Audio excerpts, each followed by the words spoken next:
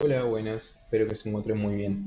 En la ayudantía número anterior, en la ayudantía número 15, vimos lo que fue el diagrama de interacción. Empezamos con eso, vimos lo que fue tracción pura y lo que fue flexión pura. En esta ayudantía número 16 vamos a abarcar varios puntos. En primer lugar, el punto de balance y luego la compresión pura. Vamos a ver también un repaso de más o menos lo que hay que hacer para la entrega número uno la entrega número 3 parte uno del proyecto semestral. Y voy a dar algunos tips de más o menos lo que hay que hacer, ¿sí? Esta ayudantía convenía mucho hacerla en cápsula para que puedan ver cómo que se sacan los esfuerzos de ITAPS, etc. Así que bien, vamos a comenzar con lo del punto de balance. Tenemos por definición acá que este es el punto que se toma en cuenta, que la fibra más traccionada está al 2 por 1000 y que la más comprimida está al 3 por 1000. Por lo tanto, tenemos el siguiente diagrama de deformación, ¿sí? Obtenemos un C y un D. Y como tenemos conocido el epsilon C y el epsilon S, haciendo compatibilidad geométrica, podemos despejar el C y que mide 39 centímetros. Quiero que recordemos que el D era de 65 centímetros. Esto lo vimos en la ayudantía anterior, o sea, el ejercicio lo vimos en la ayudantía anterior. Así que me voy a ir tomando de ahí para que podamos realizar que esta es la continuación de ese ejercicio, ¿sí? Así que bueno, sabiendo esta información, realizamos el siguiente diagrama de formaciones. Este es el muro que teníamos, ¿de acuerdo? De 70 centímetros de alto, 30 centímetros de ancho. Entonces, bueno, hacemos lo de siempre. Localizamos el centro de gravedad, encontramos en la distancia D con esta escala.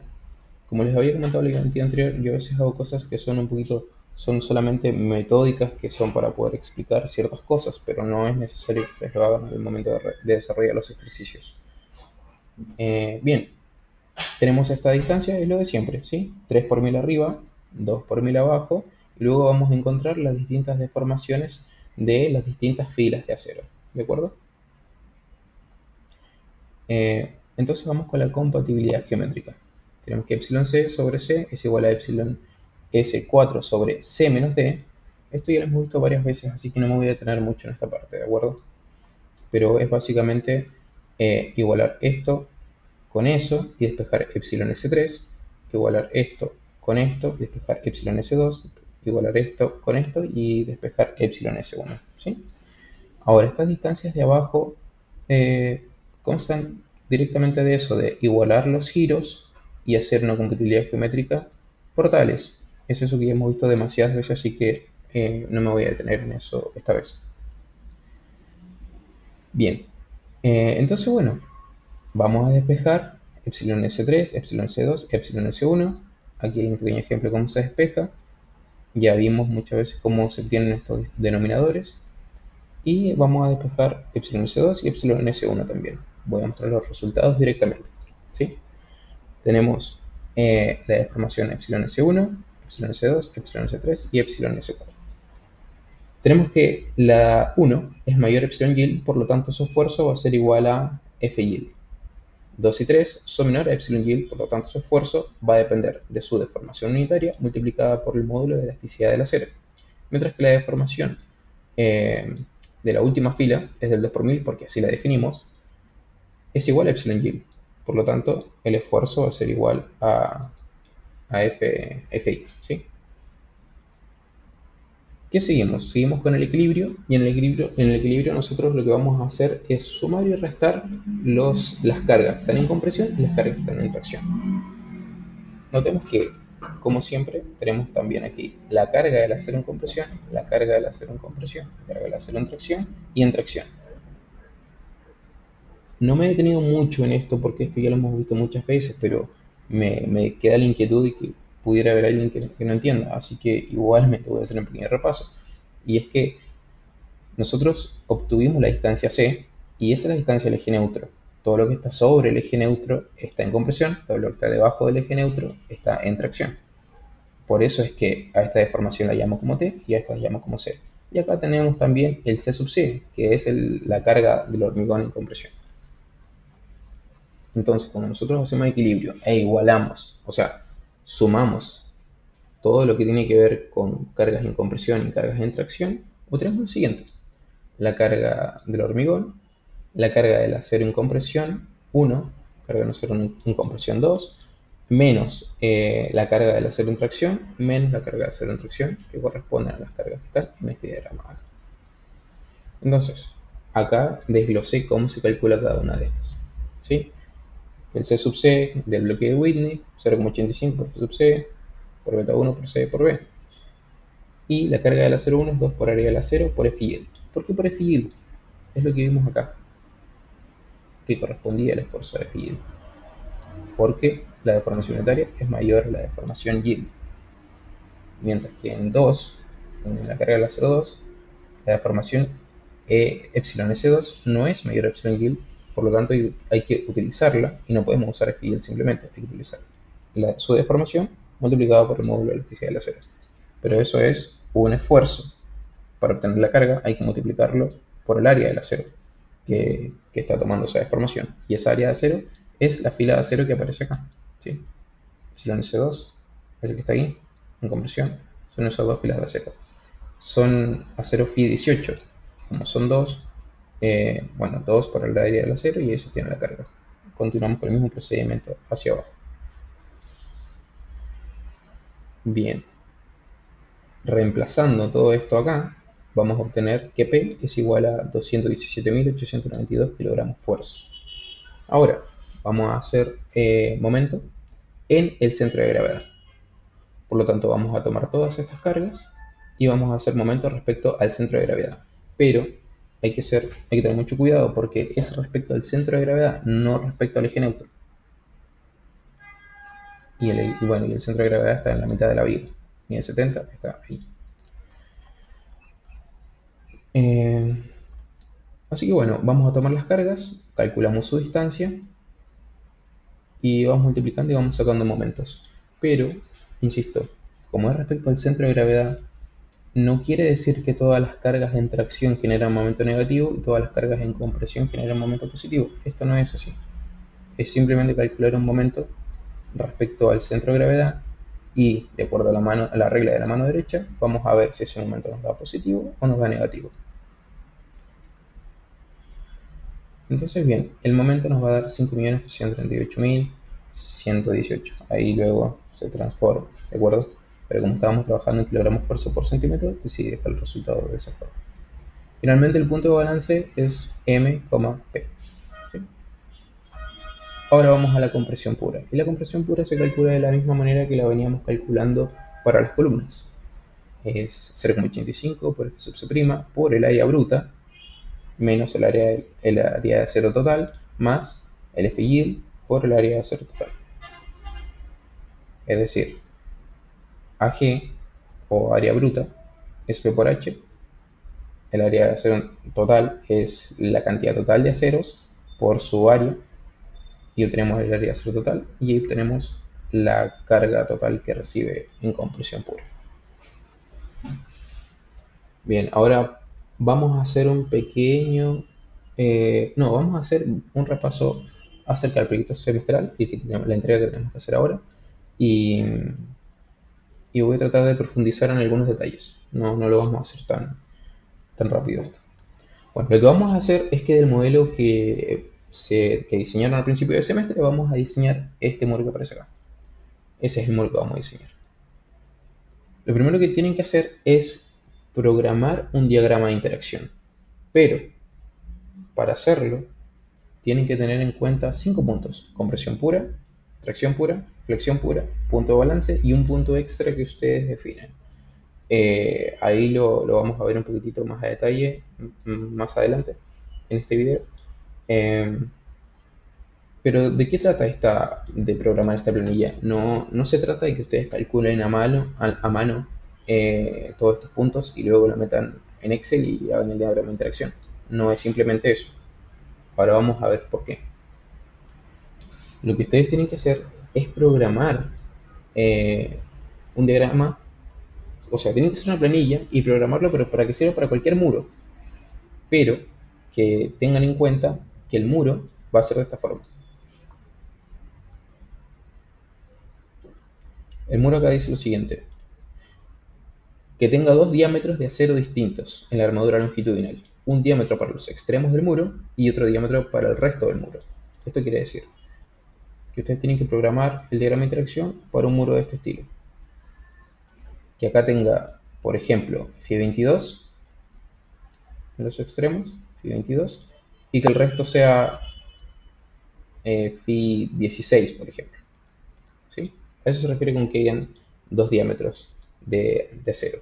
Que eso tienen que tener en cuenta cuando programen la planilla. Y acá tienen que tener al menos 5 filas de acero longitudinal. ¿Sí? Ahí dice, el muro debe tener al menos 5 filas de acero, además de la fila de los extremos. Entonces tienen que tener 1, 2, 3, 4 y 5. Ya sea que vayan 3 aceros, o 2, o acá pueden ir 3, como ustedes quieran. Pero estos tienen que tener un diámetro y estos de acá tienen que tener otro diámetro. Esa es la consideración. Y una vez que ustedes hacen esa planilla, van a diseñar este muro. Van a decir, ok, por ejemplo, no sé, en los extremos le voy a poner 2 aceros phi 25 y el resto le voy a poner aceros del phi 18, 16, algo así, por decir algo. Y luego cuando lo hagan, se les va a generar su diagrama de interacción, pero luego nosotros de ITAPS vamos a sacar los puntos P versus M, ¿sí? Las cargas axiales y los momentos a los cuales está sometido este muro, y los vamos a meter en el diagrama de interacción y tienen que quedar dentro de la zona que nos interesa. Y lo vamos a ver un poquito más en detalle. Así que eso es lo que dice acá, obtener los puntos P versus M del primer piso, del muro del primer piso de todas las combinaciones de carga. Del muro que se está indicando en la figura 1, ¿no? Se diseña y se verifica que cumple los puntos en el diagrama de interacción. El entregable va a ser simplemente, bueno, no simplemente porque esto la verdad es que va a tomar tiempo y les sugiero que no se dejen estar porque esto la verdad toma tiempo de hacer. Afortunadamente en internet, en YouTube, hay una infinidad de material para poder aprender a hacerlo. Se entrega una planilla Excel con el diagrama de interacción, considerando lo siguiente. En la hoja 1 vamos a tener la hoja que, con todo lo que se programe, con todo lo que ustedes, con todas las celdas que ustedes necesiten escribir, todo lo que necesiten programar, en la hoja 1. Y en la hoja 2, bueno, van a poner un cuadro resumen con los puntos indicados en 1, esto ya referente al muro que van a diseñar. El cuadro resumen con los puntos indicados en 1, ¿sí? Que son estos de acá. Un cuadro con los puntos P y M obtenidos de ITAPS y un diagrama de interacción del muro diseñado, ¿sí? Y una figura de la sección transversal que es más o menos algo así, pero más bonito, ¿sí? AutoCAD, Revit, en lo que ustedes quieran, lo dibujan, o en el cuaderno, mientras, como les digo siempre, mientras esté ordenado y prolijo, va a estar todo bien. Que se indique el ancho del muro, la altura, el espaciamiento de los aceros y el diámetro de los aceros. Con eso basta. Es una figura simple solamente, o sea, principalmente para poder entender qué es lo que se está haciendo. Y la entrega va a ser el 2 de diciembre hasta las 23:59. Esta no es la única entrega que vamos a tener. La parte número 2 corresponde a diseñar una viga al corte, ¿de acuerdo? Así que por favor no se dejen estar con lo que vemos ahora, ya tienen todo lo necesario para poder cumplir con esta entrega. Pero sí van a tener que invertir muchísimo tiempo para poder programar esta planilla, ya que no es algo tan simple como lo que voy a mostrar a continuación. Quiero que vean esta pequeña planilla. Esto es más o menos lo que debe haber en la hoja 2, ¿no? Tiene que estar un cuadro resumen con los puntos, ¿sí? El diagrama de interacción y una figurita por acá para ver qué es lo que hicieron. Ahora, notemos lo siguiente. Estos puntos que yo puse acá son los mismos del ejercicio que vimos en la ayudantía 15 y la ayudantía 16, donde calculamos tracción pura, flexión pura, punto de balance y compresión pura. Hay algo muy importante que se debe hacer, y es lo siguiente. ITAPS considera la compresión en negativo y considera la tracción en positivo. Por lo tanto, lo que nosotros calculamos en la ayudantía 15 y la ayudantía 16, vamos a tomar las cargas axiales de tracción como positivas y las cargas axiales en compresión en negativo. Solamente eso. Y luego vamos a realizar el gráfico. Este gráfico se realiza de la siguiente forma. Lo vamos a borrar para hacerlo otra vez. Tienen que simplemente tomar estos puntos y vamos a poner, bueno, de siempre, insertar, y vamos a poner esto. Lo primero que ocurre es que pasa esto. Bueno, ahí simplemente tienen que dar vuelta el eje, damos formato al eje y se invierte. Y ya está.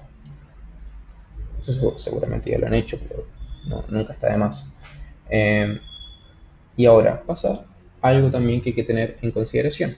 Y es que tenemos que calcular los factores de seguridad, porque este es como el total, ¿de acuerdo? Pero nosotros siempre tenemos un factor de reducción, ¿de acuerdo? Entonces vamos a calcular cierto phi. En tracción pura, cuando está controlado por tracción, vamos a volver a esta tabla. Cuando está controlado por tracción, nosotros lo que tenemos que hacer es aplicar el phi de minoración de 0,9. Es menos castigador porque es más, o sea, es una falla que no es frágil, por lo tanto utilizamos el factor phi de 0,9 para tracción pura. Para flexión pura va a depender. En flexión pura esto va a depender de la deformación unitaria que tenga la última fibra de nuestro muro. En nuestro caso, para la flexión pura, si lo vamos a analizar y vamos a ver si la deformación de la última fibra en tracción de nuestro muro es mayor o igual a 0,5, entonces el phi a utilizar 0,9. Si por el contrario es menor o igual al 2 por 1000, entonces vamos a utilizar 0,65. Si está entre esos dos valores, 0 en 2 por 1000 y entre 5 por 1000, entonces vamos a calcular el phi de minoración con esta fórmula de acá, ¿de acuerdo? Donde el epsilon t yield, vamos a agrandar un poquito esto, donde el epsilon t yield es igual al 2 por 1000 y el epsilon t es el que ustedes obtienen de la deformación unitaria de la última fibra de tracción. Es eso básicamente para poder calcular el phi de minoración. Eso lo van a tener que calcular principalmente para la deformación unitaria que es de la última fibra en tracción de la flexión pura y del punto de balance y de algún otro punto que ustedes calculen. Porque luego tenemos el de la compresión pura, y en la compresión pura, bueno, está controlado por compresión, así que tenemos que ir a 0,65. Le vamos a aplicar el 0,65 directamente. En mi caso, para el punto de balance, o sea, a ver, perdón, me confundí. Para la flexión pura, tenemos que revisar esa deformación unitaria, pero para el punto de balance nosotros establecimos que la deformación unitaria de la última fibra de tracción iba a ser 2 por 1000, por lo tanto, el phi tiene que ser 0,65. Y en compresión pura, por estar en compresión, es 0,65 también, el phi de minoración. ¿Qué nos queda?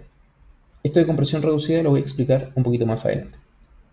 ¿Qué nos queda? Simplemente multiplicar los momentos por el phi y las cargas por el phi. Y eso es todo. Entonces, obtuvimos esta curva y ahora vamos a obtener una curva más chiquita afectada por el factor de reducción. Y simplemente venir acá, ¿cierto? Seleccionar datos, agregar curva minorada, valores de x y valores de y.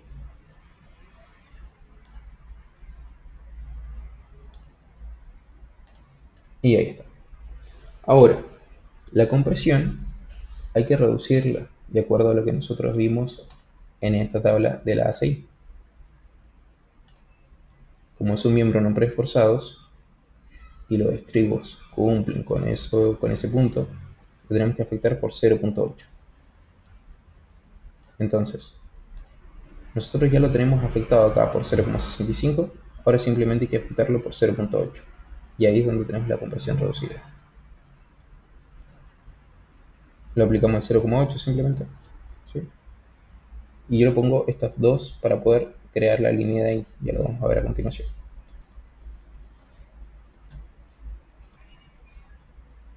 Vamos a agregar valores en X y valores en Y. Lo que yo quería era que se creara esta línea. Acá le puse 13 únicamente para que la línea no llegue hasta allá, porque le podría poner, no sé, 40, pero no necesito que esto llegue hasta allá. Yo necesito solamente que llegue hasta por ahí. Entonces por ahí un 13 está bien. Ahora, los puntos que nosotros obtengamos de ITAPS van a ser puntos P y puntos M. Va a ser la carga axial y los momentos a los cuales está sometido el muro. Y esos puntos tienen que estar acá, dentro de esto. Si se pasan, si quedan afuera, entonces yo tengo que hacer otro modelo, ponerle masa cero o, bueno, las modificaciones que ustedes estimen para poder hacer que esta curva logre hacer que entren los puntos P y los puntos de momento. ¿De acuerdo? Entonces ahora vamos a ir a ITAPS, al modelo, para ver cómo se obtienen esos puntos. Bien, lo primero que vamos a hacer es asignar los peer. ¿De acuerdo? El muro que vamos a ver es este. Este muro está en el eje 2. Por lo tanto, vamos a elevación. Vamos a 2. Ok. Y le vamos a asignar a estos muros assign shell y vamos a peer label. Y le asignamos el que viene ahí por defecto. ¿De acuerdo? Notemos que yo acá el programa lo tengo en corrido. El candado está cerrado. Pero igualmente puedo agregar esto. Sin problema. Sin necesidad de tener que abrir el candado. Ponemos OK y ahí los peer ya se asignaron. Igualmente si lo quiero verificar puedo dar segundo clic. Y vamos a anotar acá que dice peer, sí, asignado P1. Perfecto. Entonces ahora lo que hay que hacer, bueno, en realidad lo primero que hay que hacer es irnos a la planta. Cualquiera, planta 1, porque vamos a diseñar el muro 1. Lo que vamos a hacer es decirle al programa que nos muestre los ejes locales. Vamos acá a Object Assignments. Vamos a las asignaciones a los elementos tipo shell y le decimos que muestre los ejes locales. Vamos OK. Y vamos a ver que tenemos verde, azul, rojo. Y en breve voy a explicar. Que a mí, la verdad, se me olvidan de pronto, pero los tengo anotados. El rojo es el 1, es el eje 1. El 2 es el verde. Y el azul es el 3.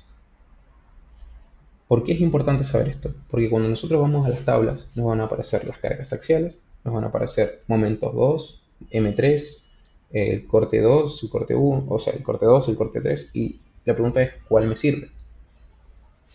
Si el azul es el 3, a mí lo que me sirve es el M3, es el momento que está en torno al eje 3, no el que está en torno al eje 1, por ejemplo. ¿Sí? No me importa ese momento, lo que me importa es el momento bueno, es el momento 3, yo creo que ya lo vieron. Vamos a ir a Show Tables con Control T y vamos a ir a esta parte de acá a ver, lo vamos a hacer desde el inicio. Acá, Element Output, World Output, Table, Pure Forces. Y luego nos vamos a los combos que van a mostrar y vamos a seleccionar solamente los que pertenecen a nuestra combinación de cargas. Vamos a dar OK. Y OK.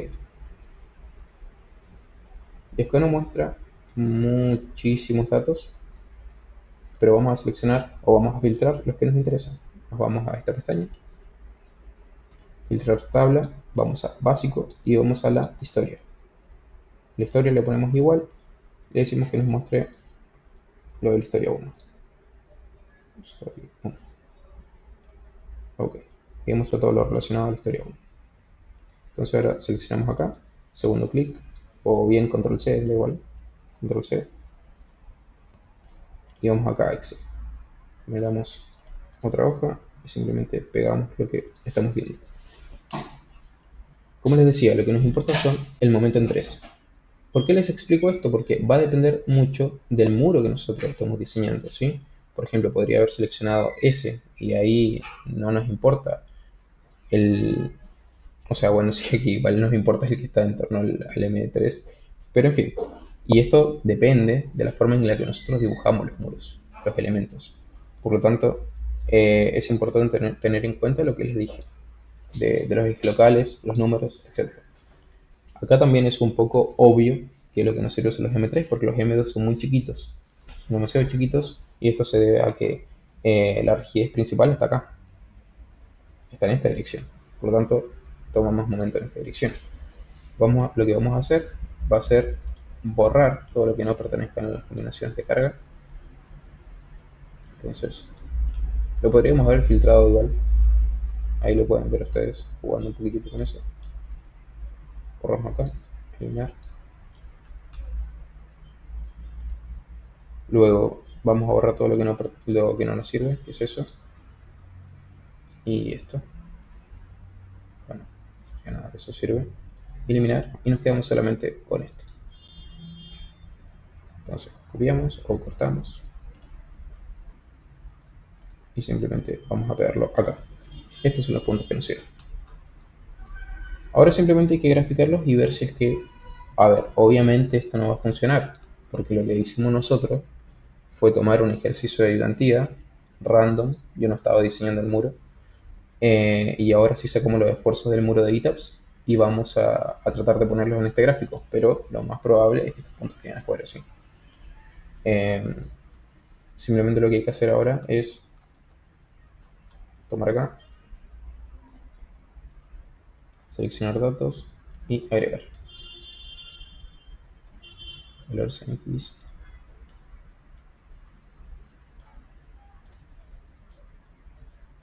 Y valores en Y. Parece que esto queda raro en primer lugar. Sí. Sí, pero esto lo cambiamos con cambiando el tipo de gráfico. Ahí. Bueno, esto como es simétrico, ustedes luego hacen lo mismo pero en espejo para ver cómo queda. Y cuando ustedes diseñen el muro, todos estos puntos deberían quedar dentro del diagrama de interacción, dentro de la curva que nos interesa, ¿de acuerdo? Así que es eso básicamente lo que tienen que hacer para el proyecto. Pero voy a hacer hincapié en algo. No es simplemente esto, porque ustedes además tienen que diseñar, o sea, todos los cálculos que hicimos a mano, eso lo tienen que programar y que quede genérico, de forma que yo simplemente ponga el ancho de la viga, o sea, el ancho del muro, la altura del muro, la cantidad de acero, su diámetro y que se genere esto directamente. No es lo mismo que hice acá, porque acá yo simplemente metí resultados y ya. Así que, bueno, mucho ojo con eso.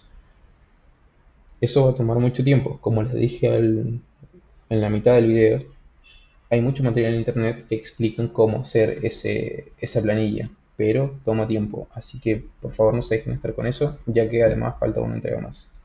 Espero que se encuentren muy bien y nos vamos a estar viendo las siguientes ayudantías del día lunes y ya nos estaríamos acercando a la prueba. Queda una cápsula más que voy a tener que hacer del próximo miércoles y en esa vamos a ver todo lo relacionado a la entrega 2, o sea, a la parte 2 de la entrega 3. Así que bueno, espero que se encuentren muy bien.